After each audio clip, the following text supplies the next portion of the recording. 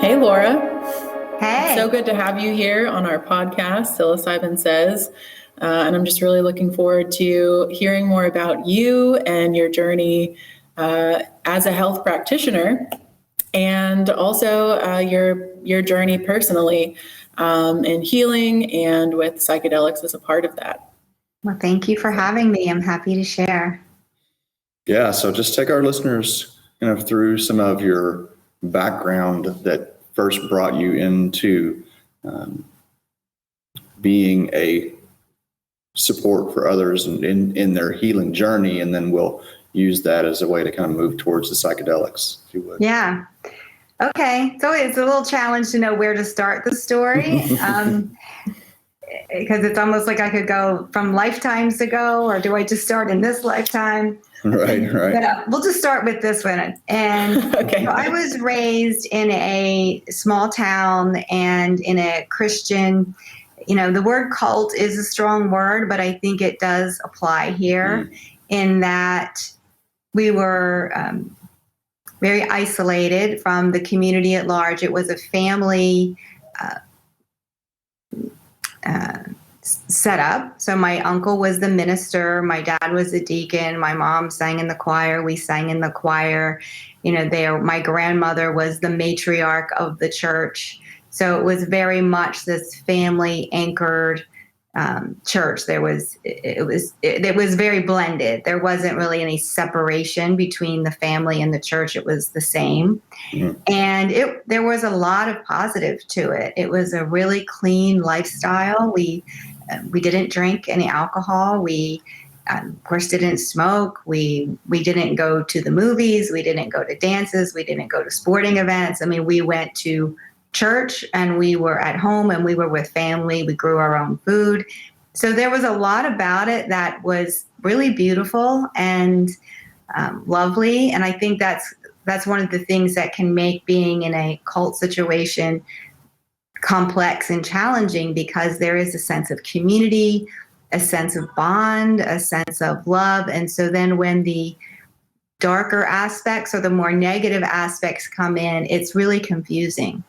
Mm-hmm. And so there was also mental illness and violence in this setting. And in the setting, a lot of that was somewhat normalized and kind of framed up in the religious aspect. So then there's also this element of God, and what does God want from you, and what does God expect of you, and what is your relationship with God? And so it was really mixed, a lot of things mixed up together, a lot of really important things mixed up together. And I, like any child, I thought that was normal. We also did not have a television. My mother had a television, and we would go over on Tuesday night and watch Happy Days. But I don't know if you remember, giving my age away, but right after Happy Days, Three's Company came on. Do either of you remember that show? I do remember. I watched Happy Days. I probably watched every episode of Happy Days. For some reason, go ahead. Yeah, I don't want I just Three's Company. There is some kind of very weird memory. I feel like that was my first introduction into alternative lifestyles without really knowing it.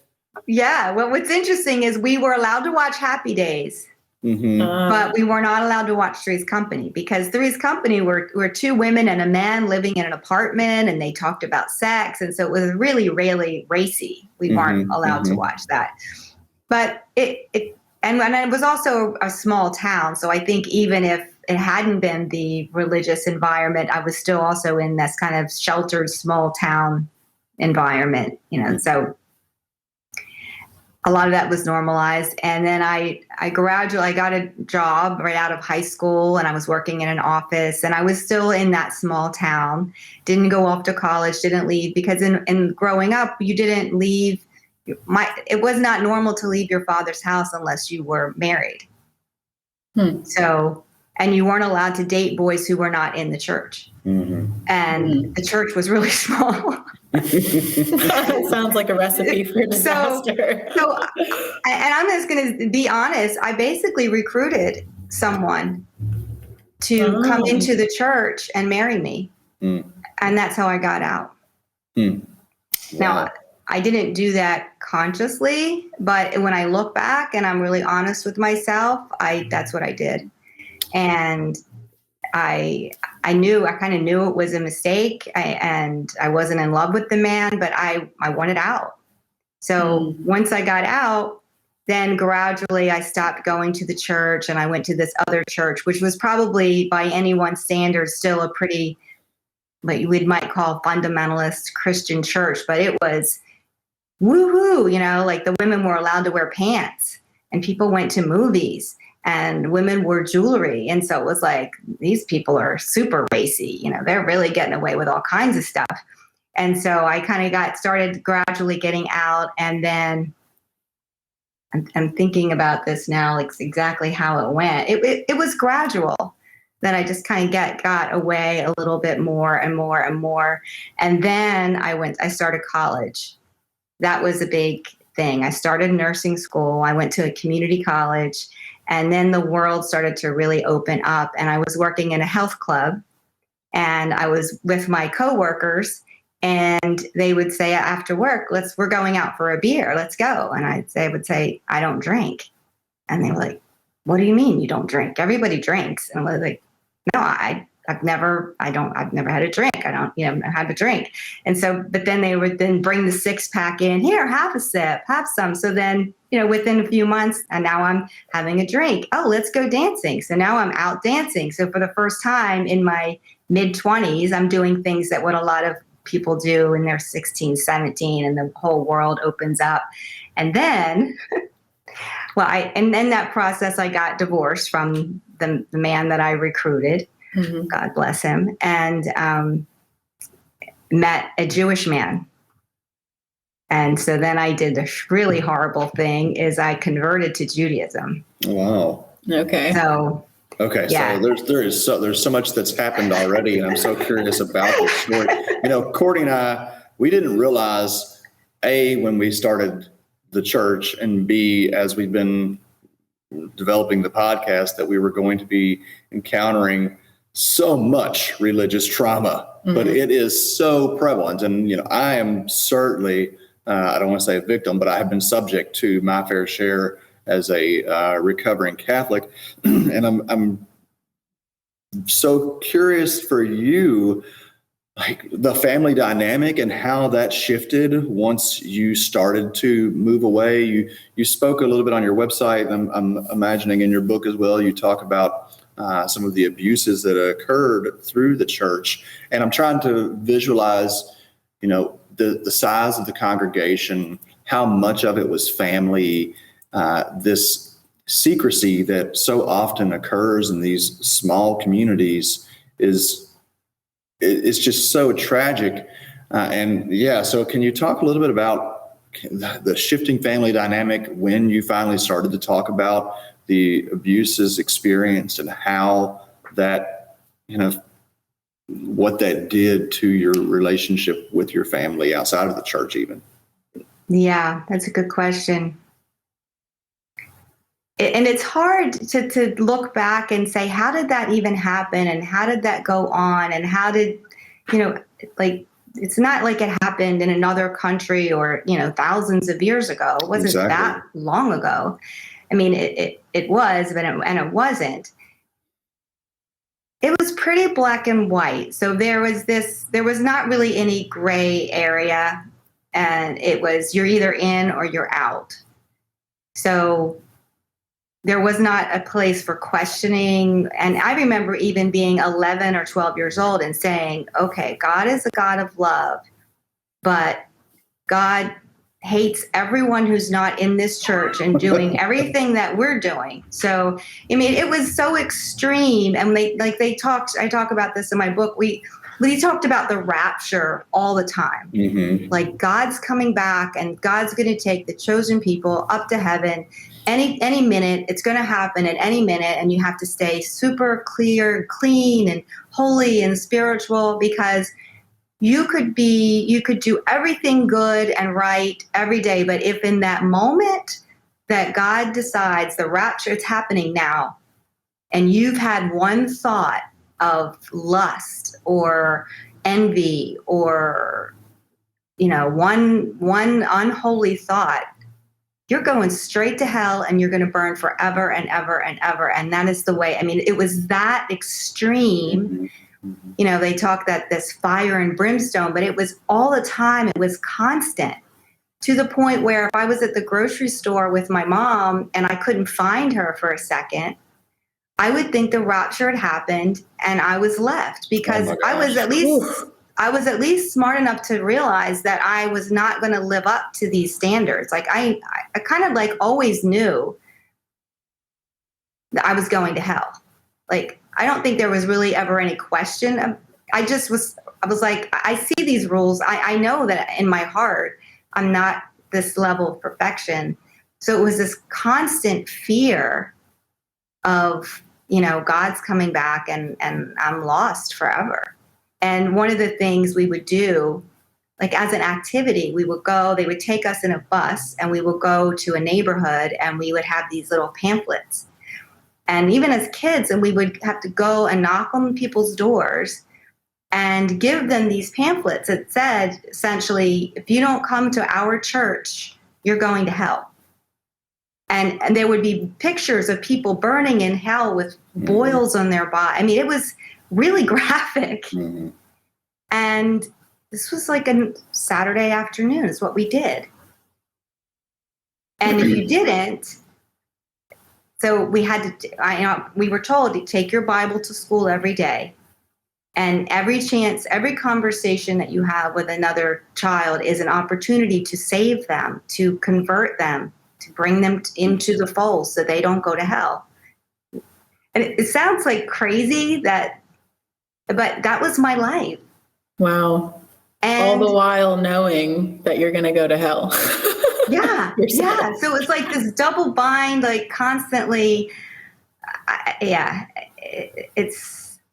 this was my parents. So it wasn't like I could go home and say, hey, Mom, Dad, these people are making me do crazy things, so we should leave this. Mm-hmm. That was not going to happen. There was not a way out. So it was, find a way to be in that or basically be an orphan. Mm-hmm. That was the choice. But yeah, so it was pretty, the break in retrospect was pretty sharp. When I left, when I got married, I mean, there was maybe 6 months to a year where I would still kind of go to church some, but then I was going to my new husband's church, which was like, based on the church I had grown up was a, flipping free for all, mm-hmm. Like, it was like my brother and I still laugh. We were like, yeah, those were the fake Christians, because they wore jewelry. I mean, it was that intense. Wow.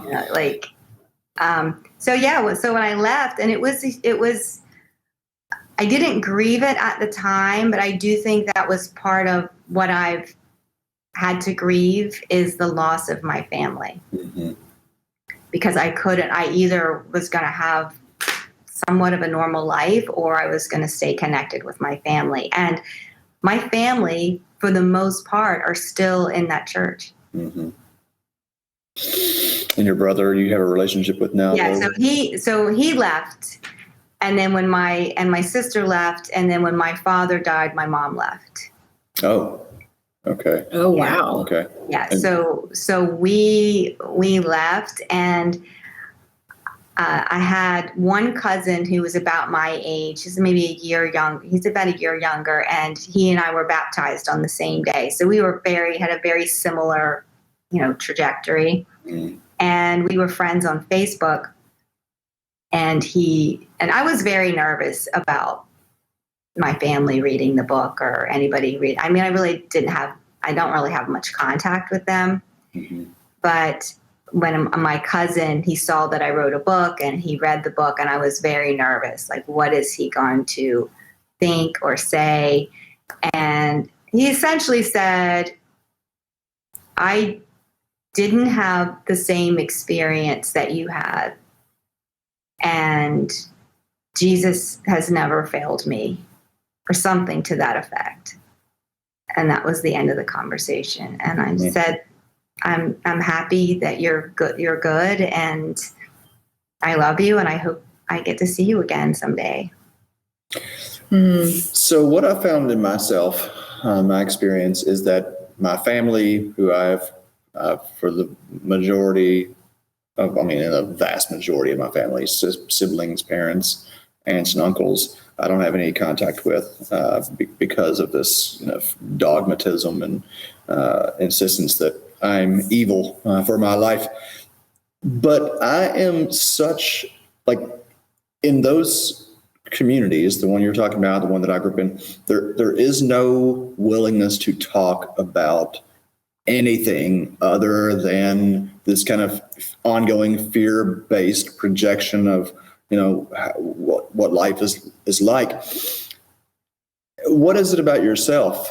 And I ask myself this too. How did I get to the place where I want to talk about everything? I don't want any secrets. I want to talk about everything. And I'm interested to know, when was it through your exposure in college, or where at in life did you start to be more willing, desirous to have difficult conversations?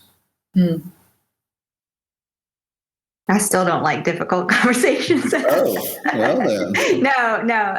I think I was blessed with a natural curiosity about life. I'm just really curious and intelligence. And I think just looking at something and just saying something simple like, that doesn't make sense. What you're telling me, so another thing that they talked a lot about was faith healing. And now I do believe in faith, and I believe in healing. But they would say, we're going to put our hands on you and God's going to heal you and then of course I would see people not be healed. And so I had questions about that. Like, what's happening? Like, we're expected to have blind faith, but I'm not seeing what you're saying. Like the fruits are not there. Like, so what's missing? Like, what's going on? So a lot of it's just like natural childhood curiosity. And then of course that gets shut down with, well, you're not a believer. You just trust because God said it and don't ask questions. And if you start asking questions, then that's, you're being evil in some way, or that's sinful too. So that's kind of the way to, and there was one of my good friends, and I hadn't talked to her for a long time, like 40 years. And she and I were talking about what that was like and the secrecy and, what happened and the trauma that happened. And there was things going on in her house around sexual abuse that I was one of her best friends and would spend the night there, and I had no idea. But they were also related. They were, a lot of the people, when you ask this question, I would say about 50% of that church was somehow related through marriage or through blood. And then there would be people that would come and go around that, but that core family, like if you left, you were excommunicated from the family. There was you weren't coming for Thanksgiving dinner or Christmas, or you were out. Wow. Even as a child? Did you ever see that happen? Like children were... I saw people, like they were there and they were part of it and they were in the fold. And then they were just gone, and you never saw them again, never heard from them again. Maybe there wasn't. Maybe they were raptured. Maybe they were raptured. And you still don't know. But there wasn't this sense of they're going to a different church now, but we're still friends. It was just very black and white. You're either in or you're out. And if you're out and you want to come back in, we'll pray for you and bring you back in. So there was always that, come back anytime. But if you're out, we're not going to accept you. And even so this was a Pentecostal church. I don't know how familiar you are with that. But even in the Pentecostal church, there was this united Pentecostal church. So there were the ones that were even in that group versus out of that group. And there was a lot of fighting even in that group, so. How do we prevent the psychedelic world from doing the same thing? It seems like there already is so much division and infighting and us versus them and how we go about it versus there's a lot of lessons that we can learn from this history if we Yes, I think, well, one of the things you've already said, which is being willing to have difficult conversations. For example, I've already seen a little bit in the psychedelic world. Once someone who was one of my mentors, and he was misusing a substance and behaving in a way that was not good. And so the difficult conversation I had with some of the other, people who are in this world is, what do we do? Like there's not really a governing body that you go to, right? And if someone is misusing a substance, and I know this is just one thing that can happen in this world, is a lot of, typically people who are misusing a substance are not going to admit it, or they're going to be in denial about it. For sure. Cannabis in particular, I think, is one that's really prevalent. And I know that I've had my journey there and still do. Yeah, I mean, I have great respect for, these medicines and what they can do, and I'll share a little bit about my journey and how that came, because I was not someone who, smoked weed, drank, anything. Before my introduction to psilocybin, strongest thing I'd ever had was a shot of tequila. So I didn't have the typical college experience. I didn't do shrooms in my college dorm. That just was not part of my life. And I grew up in the era it was all about the war on drugs. So I did not learn in school about what had been done with LSD and psilocybin in the 50s and 60s and how it had been used so powerfully for people with depression and addiction. This wasn't anything I learned in school and wasn't anything that I knew about. So for me, like many people, I read Michael Pollan's book, How to Change Your Mind. I used to listen to the public radio station on my lunch break at work, and they were interviewing him about his book. So I listened to that, and then I started reading about what the research was, because at that point, so that was about 5 years ago now, it was already 15 years after that Johns Hopkins research on psilocybin. So there was already a fair amount of stuff. There's a whole lot more now, even now in the last 5 years. So there was some pretty good amount of stuff for me to go and research and look into. And then I decided to go to the Netherlands, and where psilocybin is legal, and have an experience. And it was a 4-day retreat setting, very much using it as a sacrament in ceremony, respectfully, with preparation and integration after. And it was the first time I ever felt safe in my body. And I didn't even know that I had never felt safe in my body. And this sense of being at home in my body. And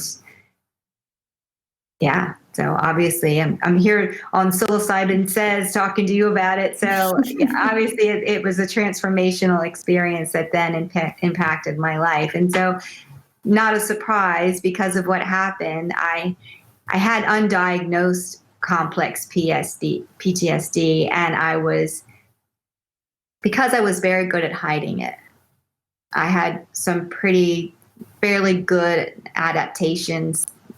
They cost me, and they created depression and anxiety and eventually pain in my body. But I did surprisingly well, considering what I was exposed to as a child. I think,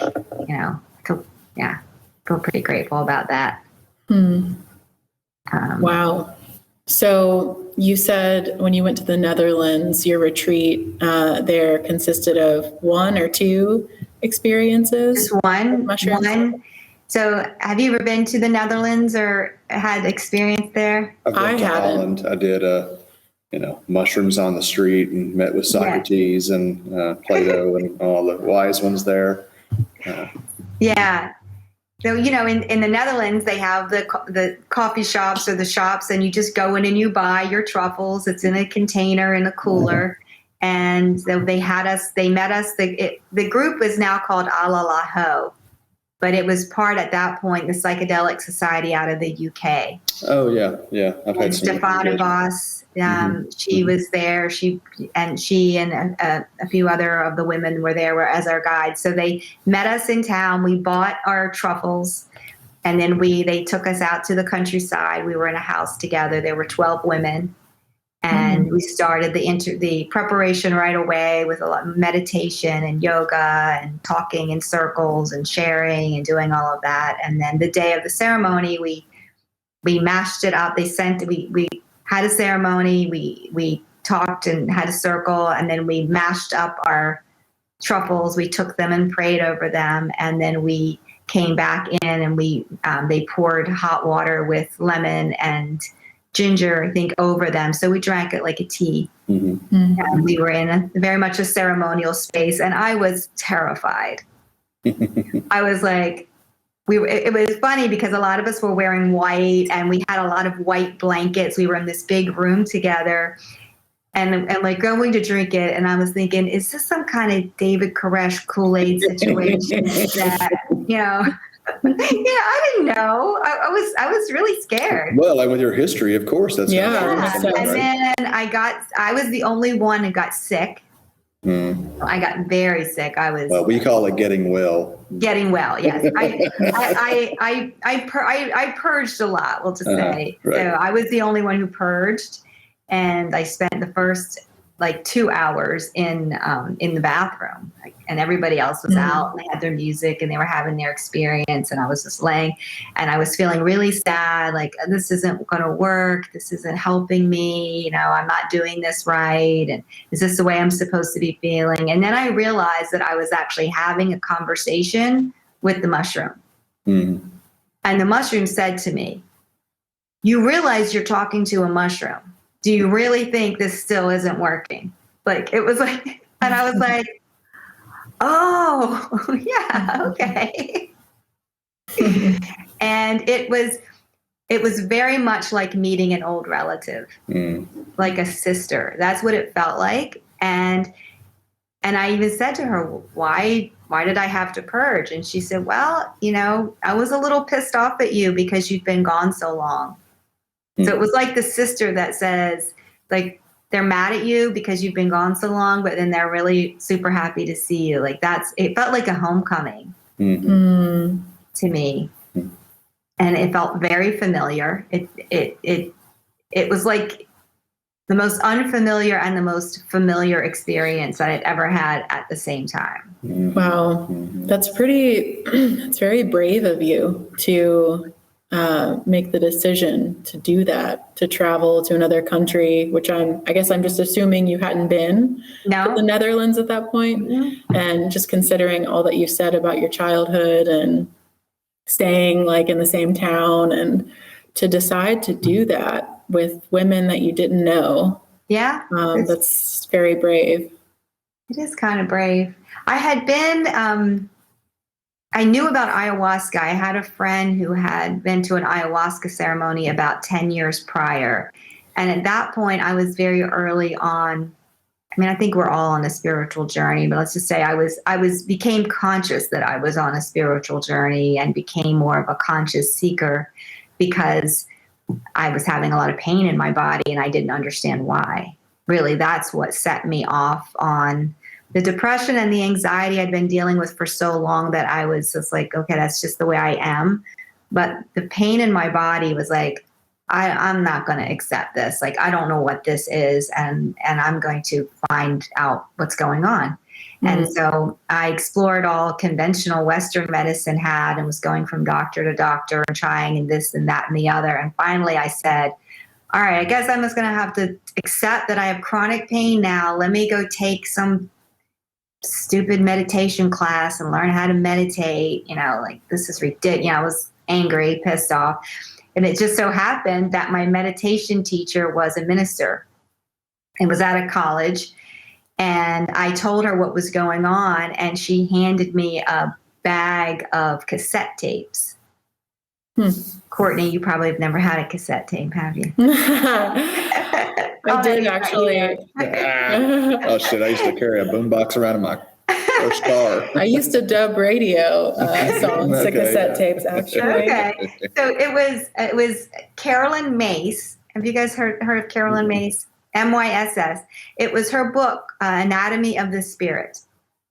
And in her book, so she is a medical intuitive, and she was able to track energetically how people's unhealed emotional stuff would eventually show up as illness. So this was a whole new concept. But once I read that, then I was like, oh, there are some, maybe, I mean, it sounds ridiculous saying it now, but I was like, maybe there's some connection between what happened to me as a child and this pain I have in my body. Like, that just had never occurred to me. It occurred to me that the depression and the anxiety, yes, but the pain in my body, like, that got my attention. Like, okay, this is deep. Something else is going on. And I had actually had, well, I won't go into it. I had some other health problems, and still it just kind of went right over my head that it had anything to do with. And that's a lot about what I write about in my book, is what happened in my body as a result of what happened to me as a child. So were you involved in healthcare at this point? Yeah. So I became a nurse. So, I wanted to save people. And I guess I figured I couldn't do it through religion, so I would do it through science. So I became a nurse. So I'm going to save people through being a nurse. And very quickly in the healthcare system, I looked around and said, this is not working. Like, we're not making people well. Like, so I was even asked, so I started asking those questions, like, first year as a nurse, like, what's going on here? Like, what's happening? We're not, like, I could see people were not getting well. And I felt like, am I in another cult? Like, and honestly, good question. I think it is. I think you're right. I think there is very much a cult of science. I do too. I do too. And in a way, the second part of my journey is about leaving that cult. Wow. Because that cult was also making me sick. When I left that cult, I was on a handful of medicines. I was losing weight. My hair was falling out. My body was falling apart. Wow. I'm so glad you're saying it like that, because it's a powerful statement. It's strong, but it's my experience. Well, and it's the experience of so many others, but I don't know that we have permission to use that language, right? We can talk about every religion under the sun as a cult, but when we start to talk about science and cultish behavior in science, then you are immediately kind of ostracized in the public. No, science is religion hiding in plain sight. Oh God, I love that. Yeah, I mean, I think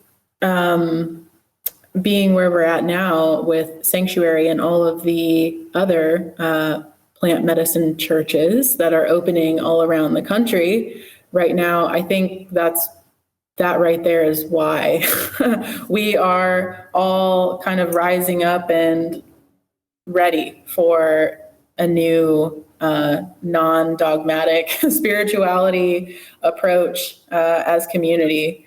So, and community is so important. Oh, it's where it's at. You can take the psychedelics away if you have a healthy, supportive community. Yeah. And you still have a healthy support community. If you add psychedelics in, then that can just expedite the healing and facilitate further bonding, of course. But we saw from our experience in Jamaica running retreats there is an aspect of psychedelic culture that does not have community built in. Mm-hmm. And I think that these retreats, it's a mistake. It's a mistake. It's Mm-hmm. absolutely a mistake. And that is, again, leaning on this religion of science as if somehow, just all you've got to do is reset your default mode network and then, you've got a new life ahead of you. And that's just plain and simple is not the case. And trying to help people understand that in the face of so much, I don't want to say propaganda. I think it's misguided attempts to educate, even Pollan. I'm so thankful for what Michael Pollan has done, but I don't remember him anywhere in his book talking about the essential role of community for ongoing maintenance of health. And I think that's part of our culture. We still have this magic bullet, let me take a pill and get back to my normal life fantasy, because it is a fantasy. Normal life is a fantasy. Yeah, that's true too. But I say you need three things for this to be a transformational choice for you. You need daily discipline. And it can be whatever it is, but there needs to be some intentional effort to connect with your deeper self, your higher self, whatever you want to call it, right? There needs to be something that you do every day, some breath work, pick whatever it is, but some kind of daily discipline. There needs to be a person that you can talk to one-on-one, because I think that is of great value. And that could be a community leader. It could be, I think there's a reason why the AA program, love it or hate it, has had better success than like almost any organization, because they have these elements. Yes. They have daily disciplines, they have sponsor/sponsee, they have that one-on-one, and they have group meetings. Mm-hmm. And so it's there, like the care and keeping of humans is there. But I think my experience is that a lot of trauma happened in community. Mm-hmm. And so it's natural to want to pull away from that, and it's like throwing the baby out with the bathwater. So then you blame community for it, but it wasn't the community. It was that, community wasn't, it became a container for secrecy and isolation instead of for support. Mm-hmm. I kind of lost my train of thought there. Yeah, it takes, as you're speaking about this and community, and it's bringing up for me, now with Sanctuary, so we have almost 200 members, and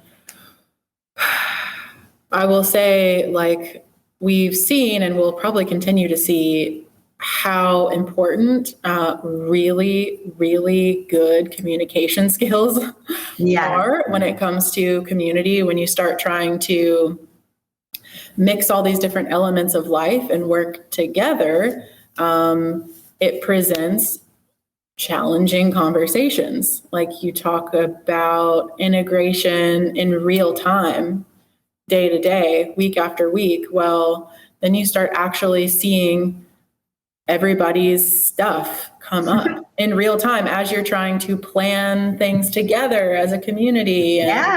And you're trying to work with where people are at, and let's meet. I want to meet you where you're at, and you need to meet me where I'm at. And that takes a lot of talking and sharing uncomfortable truths about how we're feeling. And I really love it. And at the same time, it's a lot of work. It takes a lot of energy to have those conversations on a regular basis. But it's what we need to do. It's what we need to practice doing more. Those courageous, I call them courageous conversations. They are where the integration really happens. Mm-hmm. Yeah. That's where that rubber meets the road, and I tell people, what I want for you, for having gone through this, is that when you're standing in your kitchen talking to your loved one, you can be different.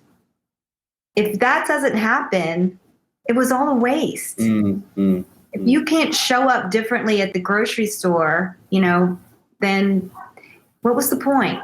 Yeah. It was just a ride. You had a cool experience. So, right. Right.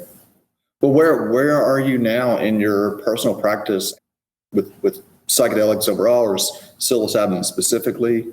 Yeah, that's been a journey too. So I was working with psilocybin. So I'm affiliated with the Divine Assembly. Oh, awesome. Okay. Yeah, we just interviewed Steve. We're working on some. Actually. So one of my mentors introduced me to him, and I met him while he was just starting the church. Mm-hmm. So that's been my affiliation, using psilocybin as a sacrament in religious ceremony. And I've it's one of those things where I've really struggled with it, because in my heart and my soul and my body, I know it's the right thing for people to have access to it, because I believe, because I knew all the things that I had done. I had done meditation, I had done yoga, I had been to shamans, I had done all this other work. But until I had an embodied experience of safety facilitated by psilocybin, I was stuck. Now, I don't think that's true for everybody. So I'm not here to say that's the case for everybody, but that is my true experience. And so morally, ethically, for anybody to have the right to take that opportunity away from me or from anybody else, I feel is ethically, morally wrong. Yes. And so, I am aware that psilocybin is illegal. And I met with a therapist recently, and she was saying, well, that's illegal. And I'm here in the deep South. Mm-hmm. I said, wasn't that long ago that freeing a slave was illegal too? Mm-hmm. Was that ever more? Was having voting, a slave ever? I mean, right. So alcohol, it's like all of these things and I think whoever the people are that are able to stand up and say, the law is immoral. Mm-hmm. The law is not ethical. Yes. Mm-hmm. This is an unethical law. Plain and simple, yeah. Unconstitutional. It's unconstitutional. It's unethical. And so that's where I stand. As a woman with the right to connect with the divine, and that is my right. I believe that's my birthright.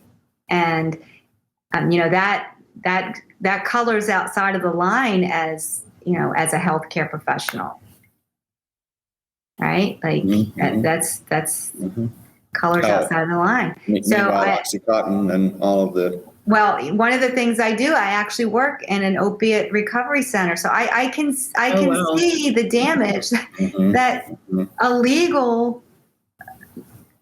Don't even get me started, because I could really just I'm so upset about this, because mm-hmm. I just see firsthand. I mean, the devastation. People living in their cars alone, that's even if they're lucky to have a car, or living on the street, because of the devastation wrought by, in my opinion, unresolved trauma. Mm-hmm. Mm-hmm. A human being in their right mind is not going to destroy themselves. Right. It's not going to happen. So there's some element of that person is not in their right mind. And so how did that happen? Certainly. Right. And so I do believe that psilocybin, specifically for me, that's the one I'm most experienced with, can be transformational. So I don't want to minimize it or talk down about it in any way. But I think that, like you've already mentioned, the danger is then it just becomes the magic bullet, or another way, because people can use anything to escape. Mm-hmm. Mm-hmm. I know people that have, been somewhere and had ayahuasca like 50 times. Yeah. And when I hear that, it's like, Mother Ayahuasca or grandmother's going to tell you the same thing every single time. Like, why do you need to hear the same message? You know, Certainly understand that. Yeah. I do. I think because we don't have a shamanic framework in our culture, that we tend to forget that there are other levels of application for these tools, right? My experience, having taken mushrooms well over 500 times, is that there is a consistency in messaging, but there are levels of awareness and understanding that can be attained that then provide a different access point to be a more effective support for those within the space. And so I will very often take psilocybin with the people that I'm working with, and not using it as necessarily as much of a, I need to learn about myself right now. It is help me become aware, more aware, tangibly aware of my higher self, my other abilities to be a support. So I think in time we will see this in our culture as we get more deeply embedded, or as psychedelics become more deeply embedded into our wellness and lifestyle practices, that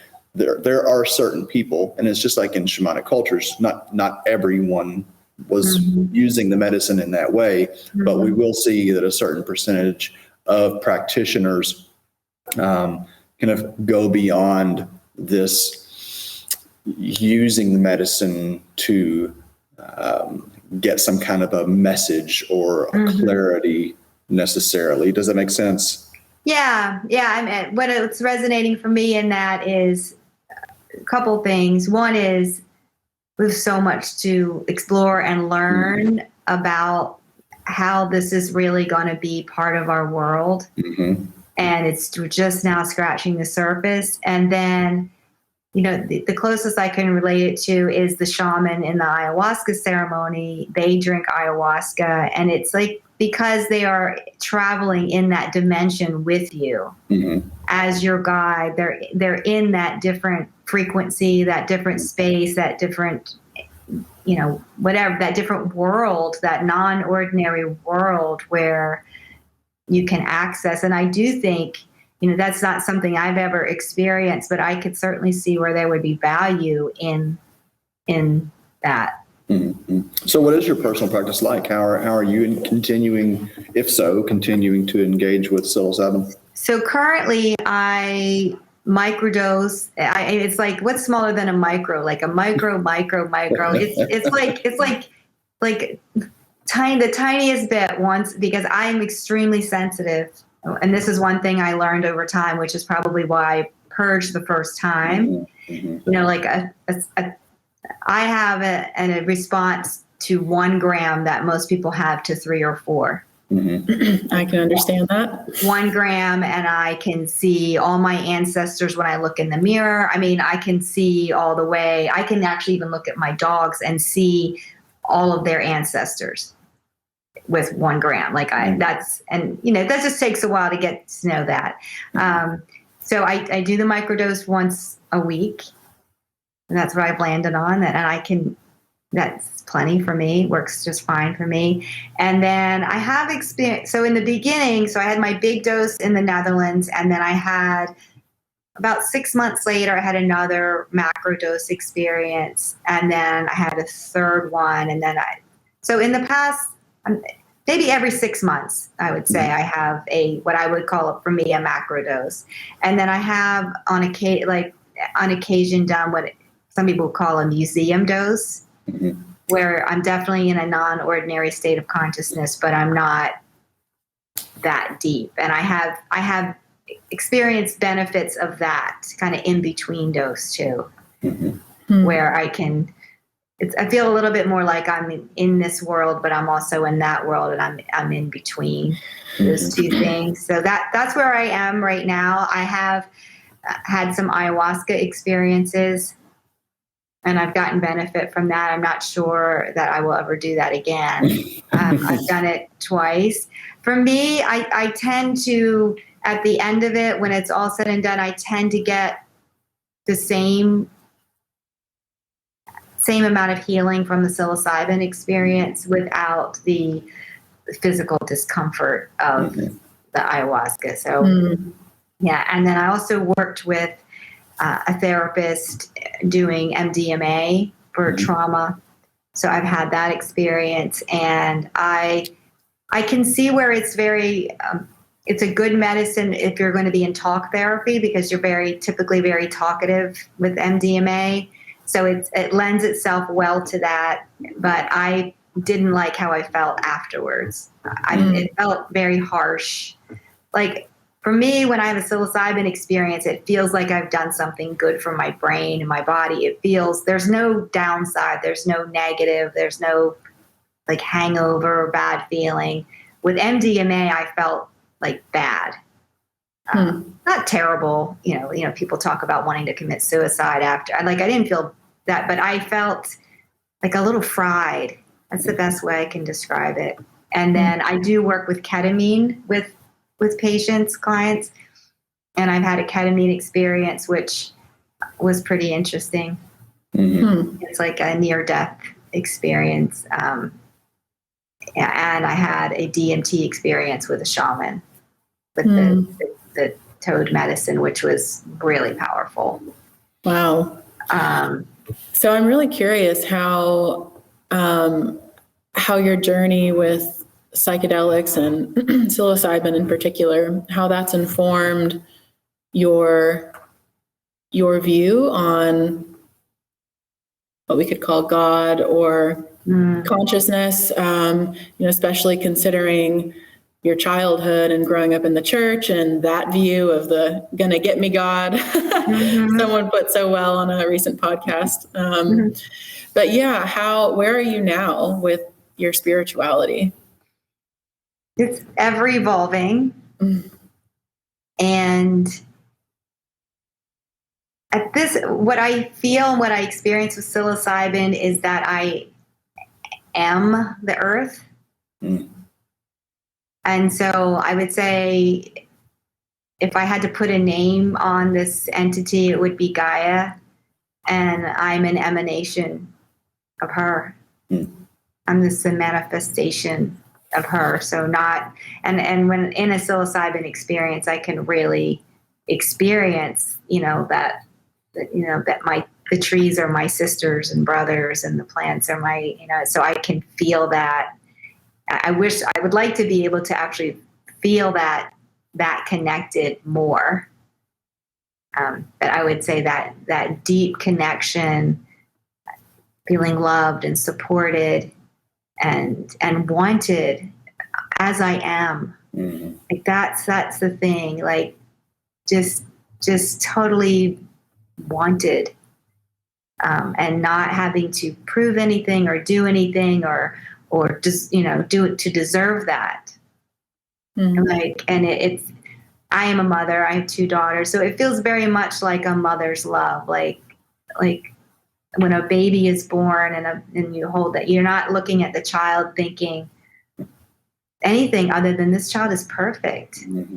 Yeah, this is a perfect child. So yeah. On my best days, that's how I feel.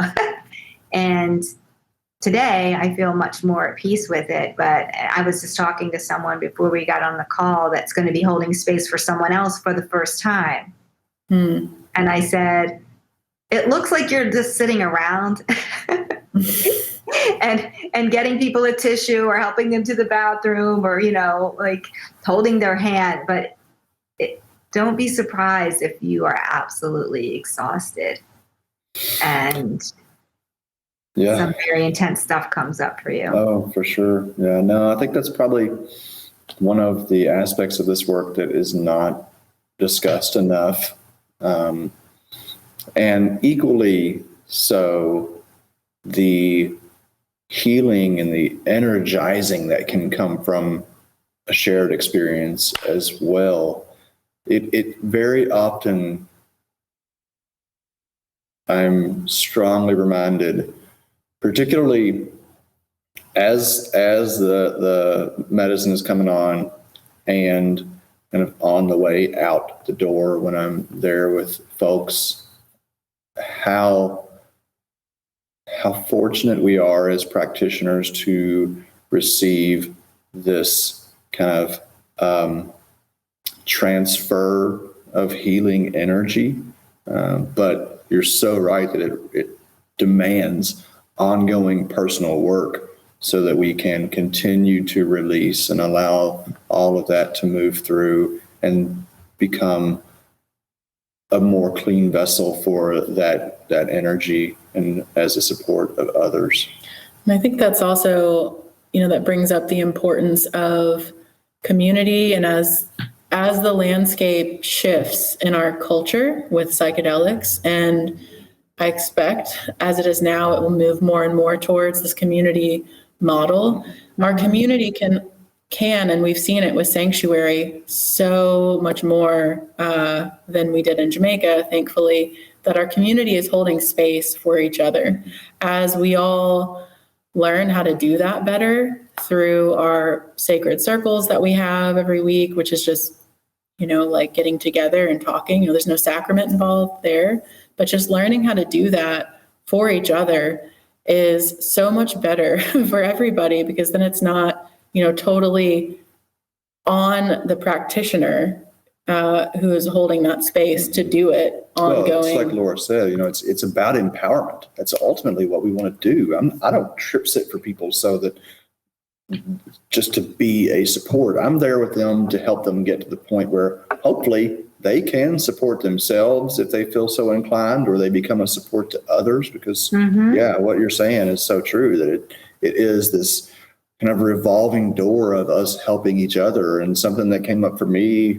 I mean, I know it's there constantly, but I've expressed it within our community for the first time in this dynamic that we have. And I'm curious if you experience this as well, where it's more of a level playing field versus me being the most experienced person in the room and I'm the go-to guy. I do not want that. I do not like that. I cannot remember a time in 23 years when I have not been the support person. I have always been the most experienced person there and have always had to be. And even times when I think, all right, I'm going in with people who are experienced and competent, I'm not going to have to support anybody else. It always happens. So what we're talking about, developing this as a cultural practice, is so crucial to maintaining the health of all the practitioners. Yeah. So what are your thoughts? You've been involved in this hierarchical medical community where you've got, all these the ones who are in the know, who are educating those who aren't, and now you're coming into holding space for psychedelics. What are some of the pitfalls that we want to avoid, and how can we avoid becoming a similar thing? Yeah. Well, wherever you go, there you are. So what I've seen is, people that have issues with feeling competitive, they're going to bring that into the psychedelics. They're not going to transform the minute they walk across that threshold. So that's going to show up, so whatever their stuff is. I do think there's some truth. So this is the thing. I do think there's some truth to, we each bring our gifts to the circle, to the holding space, but none of us are better than anyone else. And so the paradox of that, right? Like, how can we hold it that we can collaborate, we can be unique? Because I do think it's true, like Eric, if someone was in ceremony with you and you're holding space versus ceremony with me and I'm holding space, it probably would be a different experience for them. Certainly. Not better, just different, because you're different, and I think ultimately, I think we are the medicine. And the psilocybin is helping us to become the medicine that we are. Love that. Yes. And so if I'm the medicine, that means wherever I go, wherever I show up, I'm the medicine. And so I bring, it's like a signature or a scent or whatever it is, a flavor. Mm-hmm. You know, we each have our unique scent and our flavor and that's good. It's not bad. And we don't need to be in competition because like my scent flavor is not better than someone else's, but it's cool that it's different. It's unique. So I do think moving from that competition, you know, model to the collaborative model is a growth edge for humanity in general. Yes. Yes. Right? It's going to show up everywhere in politics and medicine and in the psychedelic. I do think because the psychedelic space is such a hotbed, you know, that it's going to be amplified. It's going to be amplified. But I don't think it's separate from what's just going on the whole planet, like shifting to, you know, honoring the earth, honoring each other, honoring our bodies, honoring our relationships. And then the other thing I would say is I think all of our wounding has happened in a relationship. And whether that's relationship with the earth, relationship with our body, or relationship with our parents, our siblings, whoever. And all of the healing is going to happen in relationships. This is not a do-it-yourself. Yes, yes. I try to help people understand that when they, you know, there are some who are just determined to have a private ceremony, and you know, if that's what needs to happen for the time being, well and good. But it is in the dynamics of interpersonal relationships where all of our triggers are exposed and where we actually really have the opportunity to work. Yeah, so it's true. We haven't talked about your book at all, but I would really love to hear about your book, From Wounds to Wisdom. Yeah. Thanks for asking. Actually, I'm got my microphone stacked on some right here. So I got nice. So what led you to write this book? Like, I want to hear about that and the message you want to share with the book. I wrote the book for myself. I wrote it for I've been writing since I was about 11 years old. I decided I was going to journal, and I got some notebook paper and some yellow yarn and made myself my own journal. I actually still have it. And it's good that I have it because actually there were things that I didn't remember. This happens a lot with trauma, that you don't remember the sequence of events, or because I had something pretty tragic happen. Then I had a suicide attempt, and for decades I thought they were a year apart. And until I got that journal out, I didn't realize that they were only 3 weeks. Oh, wow. Between the trauma and the suicide attempt. So it's funny how the mind can play tricks on you. So I wrote it for myself, but I also wanted to, I wanted to share in a way that felt accessible to people. And I have gotten feedback, so I think I was able to communicate this, that, and see if I can find the right words to say it, that spirituality is unseen science and science is unseen spirituality. Like, they are the same. And they come together in the body. The body is, you know, the kingdom of heaven is within. And I wanted to get that point across through telling my own story. And then in the book, I take people through the energy centers and I talk about the body. I talk about the hormones in the bodies and the glands and the organs. Like, this is not a far off someday, one day, someplace else. It's here. Like, this is it.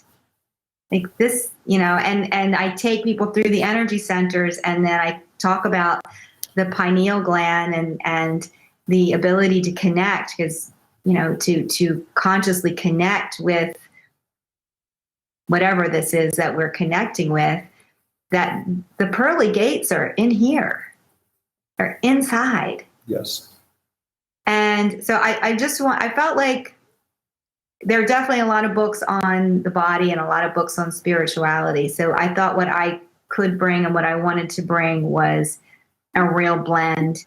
And in a way, and I tell some pretty, graphic stories in the book, but in a way that really made it real. Like I wanted to make this real for people that maybe don't see the connection or think that their spirit or their soul is separate than their body, that it's not all together.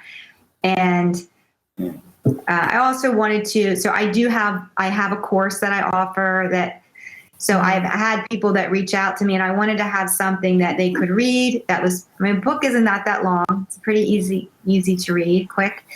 Is they could read that book and say, I really, really like what this woman is about, and I want more of that, or no, not for me. And so I wanted to have, for that, I found I was having trouble explaining to people what I do and how I do it. And, I would have a 30-minute consultation with them, and they would either be completely confused and I would be like frustrated. So I'm like, let me just write it out, and then people can read it at their own pace. And then they'll either be like, I get this, I want this. This is what I've been looking for my whole life. Where have you been? Or I don't want anything to do with her. And either one is fine with me, but I wanted to, and I think maybe I felt strong enough to take that stand and say, this is what I'm all about. This is my message. Like it, love me, or leave me. Like, I'm good either way. Beautiful. And, and I did it in part for my daughters. So they know, I think, it makes me a little emotional, is I believe in the power of stories. And my sister did not make it.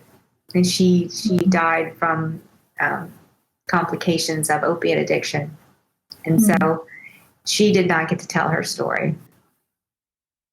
So I did it for her, for my daughters, just for all the people that haven't been able to tell their story. Yeah. Thank you for being brave enough to do that, to put it on paper, not just for your family, but for all of those that will be impacted. Your daughters, I'm sure, will just spread that message, and it'll have a ripple effect into the world. So yeah, it's and I do talk about my relationship with psilocybin in the book, like chapter 7 or 8. So yeah, I do talk about the story that I shared with you today, how I read the book and went to the Netherlands and what that meant to me. And awesome. I love that you highlight the power of story, and I know that's it's to some extent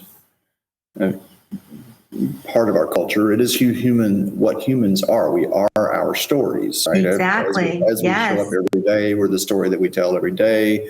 Yes. We are the stories that we've experienced in the past. And I have thought, as a storyteller myself, coming from this Southern background where that's what you do to entertain each other. Yeah. But it seems like to some extent, it feels like we're losing as a culture the power of story. Like there's so much of our social media it's just kind of snippets. Yeah. And we get just very small windows into what makes a person who they are. And that's one of the most, we had this circle, the sacred circle that we had Wednesday night, an individual who was there, just very quiet, unassuming, just very, radiating this peace. And I just asked him one question that allowed him to share his story. And he became such a dynamic, powerful impact on everyone else in that circle.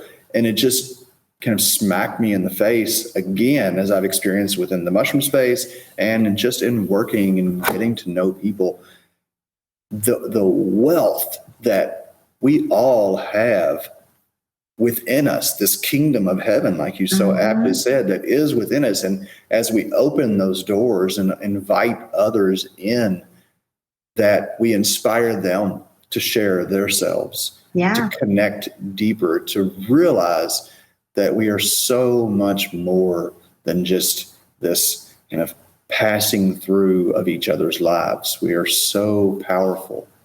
It's beautiful. And I do think, I think we don't use the power of story like our ancestors did, but we have not lost, because even just you sharing that, when that person told their story and it impacted everyone, because we're wired to respond to stories.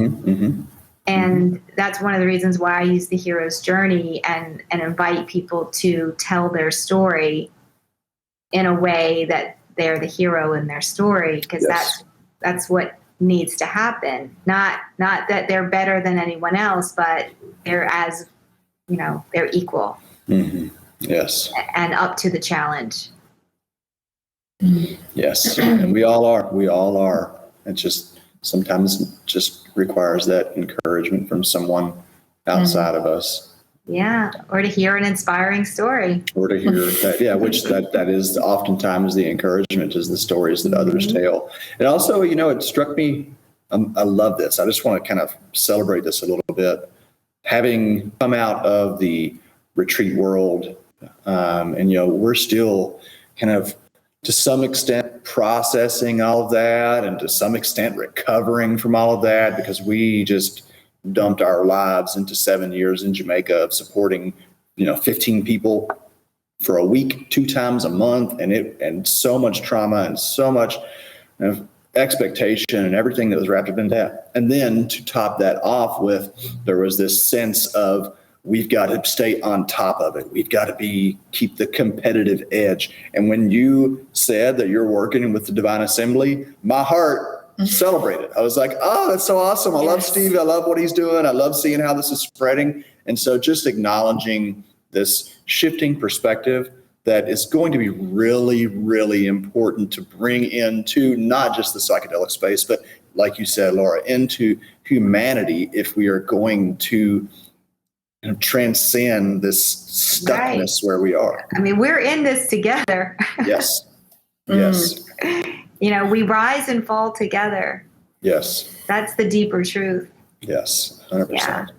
Wow. It has been such a pleasure talking with you and just getting to know you. We're just getting to know each other, and really. Likewise. I also want to say, the massive amount of respect that I have for you doing this work in North Carolina. Like, this is. Well, I'm in South Carolina. I'm sorry, South Carolina. You are either one, north or south. I know. Neither one is like a bellwether of cultural progressiveness. So I just really admire that you are standing up for this work and demanding that this be recognized, that this is our birthright. This is the oldest known sacrament, if you will, that has been healing people for millennia. And it's going to take people like yourself who are willing to stand up and take a few arrows to help really move this forward. So thank you so much for the work that you're doing.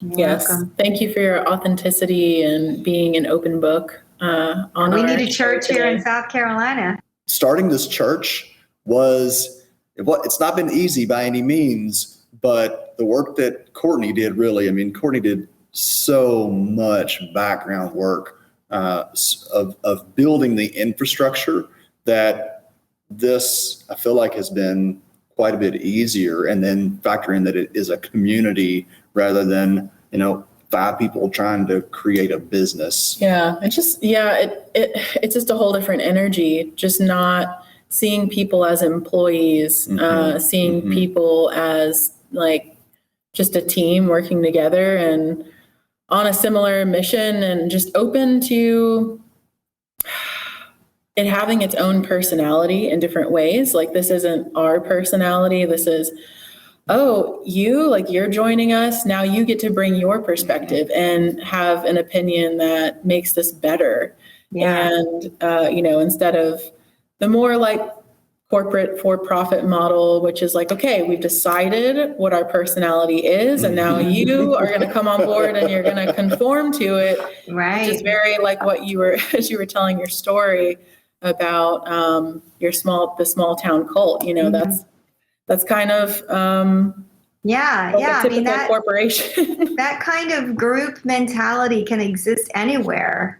Where, we don't need to go down that rabbit hole, but it can exist, you know, in a business, in a family, in a church, you know, in politics. The biggest question we keep asking ourselves is how, you know, if we are building something that will outlive us, hopefully, then how do we prevent it from going down the same route that other religious, spiritual organizations have done? And I think, you know, in large part, the way that we are so encouraging of rapid evolution seems to be the best way. So this is a big topic for us as a society to try to wrap our head around.